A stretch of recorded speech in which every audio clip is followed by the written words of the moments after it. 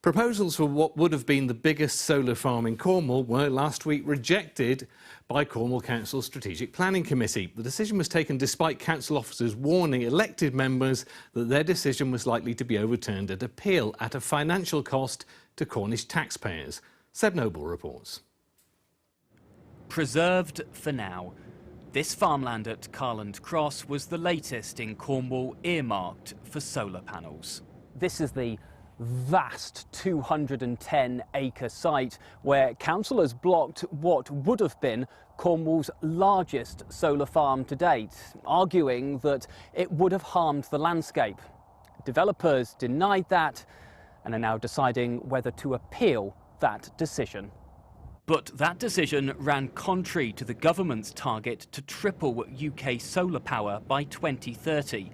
Cornwall councillors argue too much emphasis is being placed on energy security though, and instead want more powers to block solar farms to support food security and local farmers, like at this market in Truro. We were feeling, well, where can we make a point about the loss of agricultural land and the concern about the food security for the country, really. But we weren't able to do that within planning policies because we have this 100% renewable energies target with the council's policy and the UK government that trumps everything. Councillors concede an appeal would likely succeed, costing the cash-strapped authority money on legal fees. Yes, we sort of make everything in the butchery at home. But this Cornish pig farmer says members are right to be concerned about food security. I think politically food security until now has been totally ignored. There have been some noises from the previous Tory government, some goodwill gestures, but no one seems to be taking it seriously, and no one seems to have got their head around the sort of cliff face that we're about to drop off. Experts say Cornwall's sunny climate and cheaper land mean it will continue to attract solar farm applications until other renewable energy sources become more affordable. But is there a compromise on the horizon?